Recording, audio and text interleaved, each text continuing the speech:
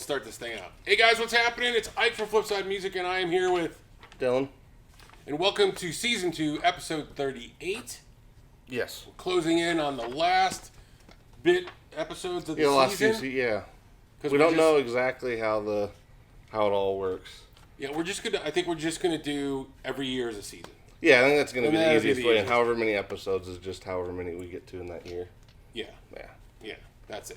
So if you guys are new here, it's weekly question and answer show, pretty much unedited, as you'll see. Yes. And you guys ask us a question, we answer that question with some knowledge if we can, and if we can't, we're just going to make some shit up. Yeah.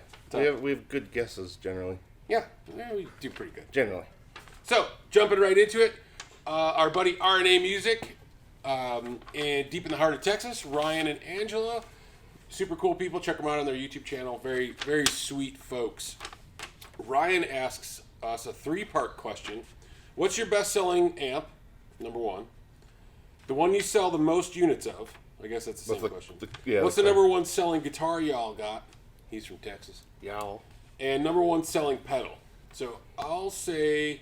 I think the amp's the easiest one. The amp's the easiest one. It's this year. Yeah. It's the Boss Katana. Yeah. 50 watt in particular. The 50 watt Boss Katana. We have stocked up for the holidays.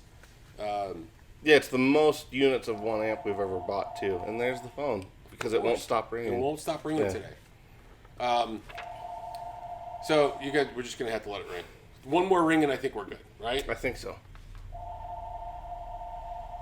There you go. Okay, so definitely the 50 watt Boss Katana. That is what has been flying out the door. We've had, and then it's been kind of, with the supply chain stuff this year, it's been interesting. But we stocked up for Christmas because we know.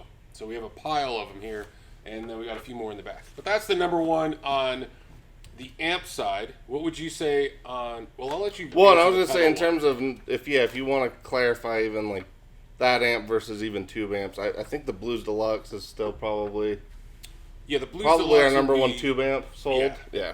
Or the Junior.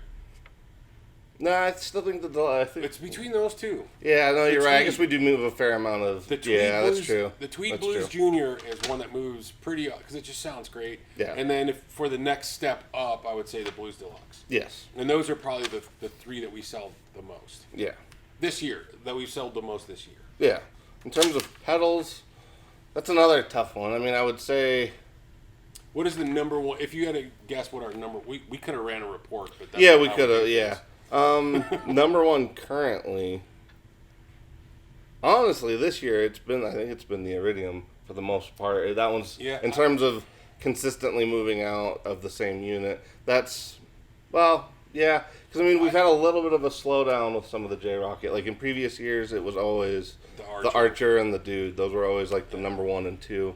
But I'd say this year, like, the Iridium, just because so many people are recording at home, that one's been a super popular one, and we've had a really hard time keeping that one in. And that one, too, like, for a pedal of that price, we order a lot more of those than just about anything in that same price range. That same, out of the whole brand. Right. Man, come on. Come on. Yeah. That's the heater. It's just one of those days. But I would say... neither of us are supposed to. I know. Neither one of us is supposed to be here today. This is just one of those things. Anyway, so we could have ran a report and given you a very accurate, but we're not going to do that. So he says the Iridium. I'm going to go with the Electro Harmonix 360. Yeah, we do move a lot of those. That is year. true. Well, honestly, RC1s, too, are kind of in that mix. But yeah, you're probably right. 360s, I think, is the because RC1s we can still kind of keep for a bit, but 360s, I feel like every time I look on the wall, we're out of them. So if you guys aren't familiar with the 360s, it's the Electro Harmonix 360 looper. It's a very easy looper, 1 button with 11 settings, 11 loops you can keep. Super cool pedal. And it's great for practicing, and it's great for live stuff. Honestly, it's a good stocking stuffer too, because that one's only about $100, $102 somewhere around that range. We'll do a video on that for Christmas. We'll do a stocking stuffer video. Yeah, because to me, like that range is about the end of the stocking stuffer price range. I don't know if you're buying $100 stocking stuffers, man. I don't know. My family wasn't buying me anything that looked. No, but I'm just saying you could fit it in there. That's my qualifying condition. So you got because every once in a while, like my grandma was kind of tricky. So every once in a while, she would put like whatever the spendiest gift was. She would into put it the in the stocking? stocking. Yeah, and so she would do that depending on. It didn't really matter who it was, but that was just always her thing was like because then you didn't know. And like you'd If be the all good thing was disappointed. in there, Yeah, you'd be all yeah. disappointed, and then you go get your stocking. And it was like, See, they always did yeah. that stocking stuffers was the just like cheap, like goofy things. Yeah. You know, like, Yeah. hey, here's a bag of glitter. Have fun. Yeah. Well, yeah, my grandma used to do like the whole thing, make cookies, and then like the whole thing, and then she would usually, like I said, one person, whoever had a gift small enough that would fit in there, because then nobody knew who Very was going to. clever. Yeah. All right, moving on, because we're just gonna watch our time here today. Yes. All right, so Ben Coombs, our preferred Canadian YouTuber. If you don't know who Ben Coombs is, go check him out on the YouTubes. You subscribe. He's a cool dude. Very cool dude. Ben says, can you recommend a good electric 12-string? And Dan Electro doesn't count. Great show as always, gents. Thanks. I know which one I'm going with. I forgot like the official name, but I mean like the Fender, like the 12-string Strat. I forgot the name of that one. I was going to go with the 12-string Reverend.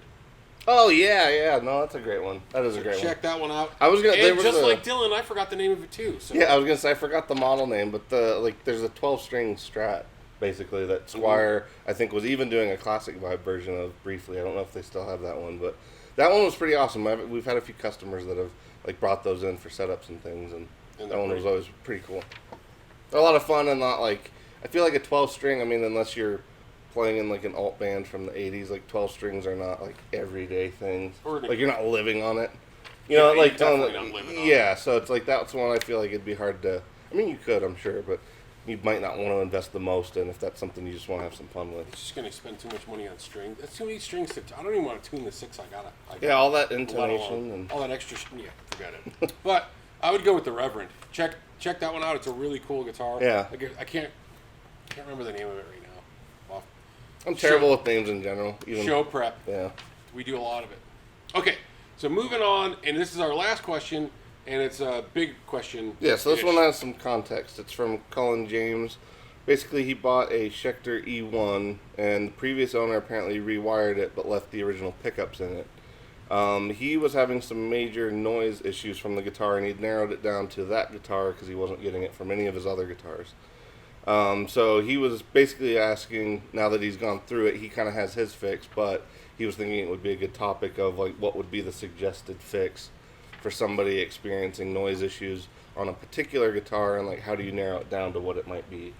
And I'd say like to me there's, well, I don't know, I'm not an expert on this part of it, but there's two particular sounds that I've run into a lot, and it's almost always ground wire noise and then like harmonic feedback depending on the pickup. Right. And so those are like the two that I run, and they're two distinctly opposite sounds. Like yeah, you got two different ones, but I mean, yeah, as far as procedural wise, like in terms of narrowing it down, yeah. I mean, first things first, obviously open it up. Yes, yeah. Check all your connections. And I would check. I mean, yeah. Obviously, I think connections are your first. Yes. First thing, make sure all the connections are. Make sure you solid. definitely check the input jack. Yeah. Yeah, input jack. A lot of times that can be hit. So that's the thing that's getting the most abuse when you think about it. The grounding issues. Yeah. Also, just, if it was somebody that already did the work, you don't know if they can solder worth the shit. Right. So you could have cold solder joints and stuff like that, and that'll. Well, who's to say they even got? Okay, but it's not. Right. And who's to say they even got everything in the right spot? So that would be another thing to check. So check your wiring, make sure that it's wired properly. Yeah. Then also check the solder joints, and if all that looks good, you might have to just start. Well, I think depending on the guitar, like the grounding thing, for different guitars, like guitars that have trem systems, often the ground wire is connected to like the bottom back plate where the springs are connected, the claw. But yeah, I can't say like, I mean, I know like with my Explorer, I had some ground issues, and the ground wire on that is like out from like the bottom post of the. No, well, yeah, that too. That too, actually, yeah. The other night I had that going pretty good. Yeah, I'm glad I left. Well, I was just like, all these people were in the parking lot, and it was like way too late, and I was upset. So I'm like, I'm just gonna blast it till they leave, and they did. We should just do that. Yeah. We should just do that as snow removal. Yeah, just set up your giant rig and then just watch all the snow just blow away. That'd be pretty sweet. We can make a video of that. I think we have the technology. Yeah, MJ can do that for sure. We have the technology. Yeah. We might not have the time, but we definitely have the technology. But yeah, in terms of these issues, the ground issue to me, in terms of narrowing it down, I guess if you want to go off of audio cues, that one tends to be like a lower pitched hum or real bad, like just like a constant, hum. Whereas like the harmonic feedback, I generally experience that more when you're, like if you have a pickup where the especially like humbuckers that have the covers on them, if that part is getting harmonic, you usually experience that when you're running like higher gain in a small room. So like a lot of that, like even getting a little more distance can help kind of address that. But those are, I feel like, the two most common ones probably, other than just not functioning. Right. Which would usually be like even if the pot was bad or something, you might have intermittent volume drops, and depending on what's going on. Right. But yeah, I'd start in those general areas. I'm just looking if I missed anything. Oh no, I think Colin's fix. Just so you guys do know.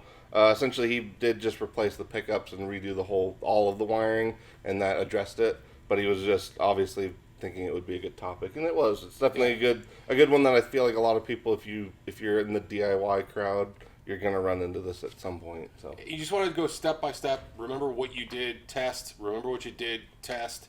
So that way you can kind of set a flag in where you were and go, okay, well I wired this, I did that. That wasn't a problem. Okay, I did this, that wasn't a problem. Now you get to this other section, and now you're having a problem, or then you could. It's just easier. Yeah, just kind of process of elimination. You're narrowing it down and go, and then there's stuff that are just. Yes.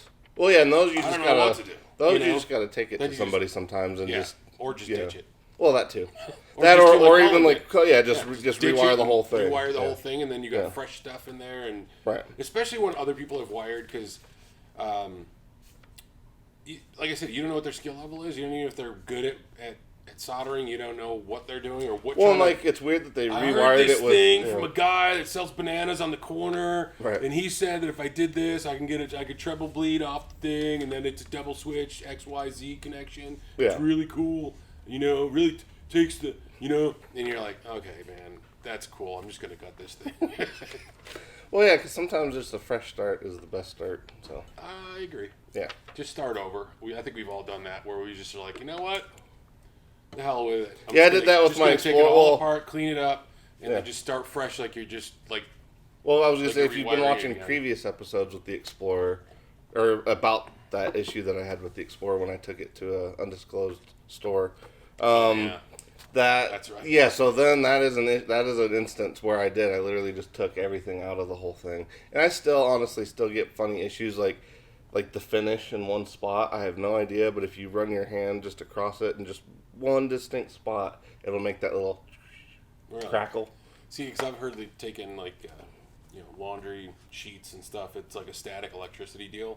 Oh, maybe. Well, I know Nick has had this issue with a customer's guitar before. Like Jock had a guitar that. Jock had a Firebird, I believe. Yeah, and like that, and his was way worse. Luckily, this isn't a spot that you generally wouldn't touch on the Explorer that often, but it is really weird and just kind of an annoying thing.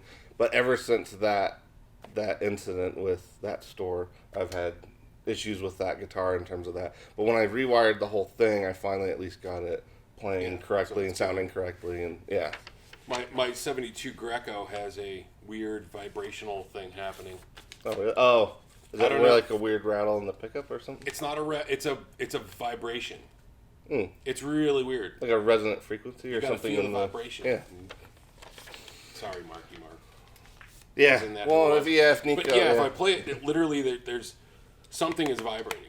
And I don't know. I got to go in and kind of screw some stuff down. I got to put it on the bench and just start messing with it. Well, I've got that issue in one of my guitars. And it was the pickup, so I had to put some of that dense foam underneath it. And I feel it might be the pickup selector.